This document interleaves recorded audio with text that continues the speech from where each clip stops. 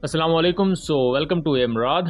15 मई को पाकिस्तान की तरफ से एक नया मिसाइल टेस्ट या आप इसे guided multiple launch rocket system test कह सकते हैं, ये कंडक्ट किया गया है और ये एक ट्रेनिंग लॉन्च टेस्ट है। ये जो कंडक्ट किया गया है जिस सिस्टम पर, वो फतेह 2 है। फतेह 2 का जो सबसे पहला टेस्ट था जब इसे अनवील किया गया वो दिसंबर 2023 में कंडक्ट किया गया था और उस वक्त ये बात अनवील की गई थी कि इसकी रेंज 400 किलोमीटर होगी, जो कि तब से लेकर आज तक भी हम अगर उस पैराए में देखें तो पूरे बरसगीर में longest range multiple launch rocket system है जो कि पाकिस्तान की इन्वेंट्री में मौजूद है। ये ट्रेनिंग लॉन्च है, बेसिकली ट्रेनिंग पर्पसेस के लिए इसको लॉन्च किया गया। यहाँ ISPR की जो ऑफिशियल स्टेटमेंट है इसके बारे में, उसमें कुछ आम चीजें हैं जिस पर हम बात करते हैं। पहले तो फतेह 2 के बारे में बता दूं कि फतेह 2 को दिसंबर 2023 में पहली दफा लॉन्च करने के बाद इसे सऊदी अरब में एक दफाई नुमाइश में दिखाया गया और तब इसमें तुर्की और सऊदी अरब इन दोनों कंट्रीज ने काफी ज्यादा इंटरेस्ट लिया था।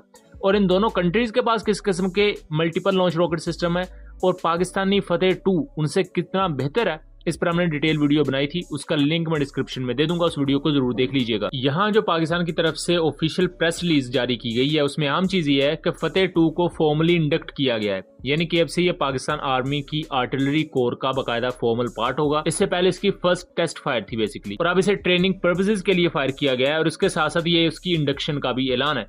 उसके साथ साथ ऑफिशियल प्रेस रिलीज में ये भी कहा गया है कि ये state of the art system है और ये मल्टीपल नेविगेशन सिस्टम्स को यूज करता है, जिसकी वजह से इसको गाइड करना आसान है, या आप समझ लें इसमें बेहतर फीचर्स ऐड किए गए हैं जो कि पहले वाले फतेह 1 से ज्यादा बेहतर होंगे।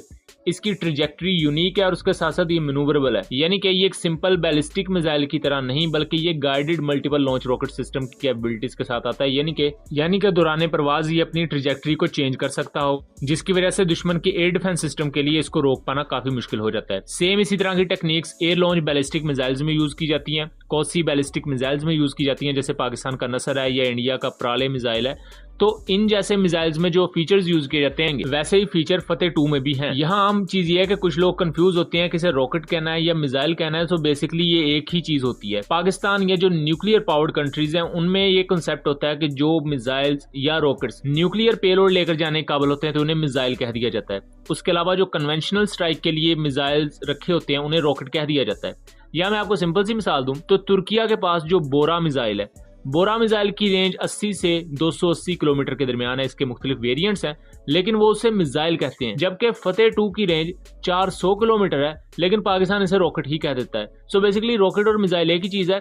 वो कंट्रीज जिनके पास न्यूक्लियर कैपेबिलिटी नहीं है या बहुत लॉन्ग रेंज मिसाइल नहीं है, उनके लिए वो छोटे रॉकेट भी मिसाइल ही होते हैं। तो वो कंट्रीज जिनकी मिसाइल टेक्नोलॉजी काफी इवॉल्व होती है तो वो जो लोअर टीयर के मिसाइल्स होते हैं उन्हें रॉकेट कह देते हैं, और जो उनकी न्यूक्लियर पेलोड लेकर जाने वाले मिसाइल होते हैं उन्हें वो पर्टिकुलर नाम मिसाइल ही देते हैं। फतेह 2 की पाकिस्तान आर्मी आर्टिलरी कोर में इंडक्शन को लेकर बात की जाए तो ये एक अहम चीज है। ये अहम चीज इस वजह से है बिकॉज फतेह 2 के आने के बाद पूरे के पूरे साउथ एशियन रीजन में देखा जाए तो चाइना के बाद जो लॉन्गेस्ट रेंज आर्टिलरी अगर किसी मुल्क के पास मौजूद है वो पाकिस्तान के पास है, और इससे पूरे के पूरे तनाजुर में देखा जाए तो पाकिस्तान सरपास करता है इंडिया। और इसको लेकर वो पिनाका के फ्यूचर वेरिएंट्स बना रहे हैं जो कि फतेह 2 को और लेटर ऑन फतेह 3, 4 भी चूंकि डेवलप किया जाएगा तो उनको वो टक्कर दे पाएंगे। लेकिन क्या वो वाकई इस काबिल होंगे कि वो फतेह 2, फतेह 3 एंड फतेह 4 जैसी रेंजेस को कम्पीट कर पाए, ये आने वाले वक्त में देखना दिलचस्प होगा। उम्मीद करता हूँ चीजें क्लियर रही होंगी। मिलेंगे अगली वीडियो में, तब तक के लिए अल्लाह हाफिज।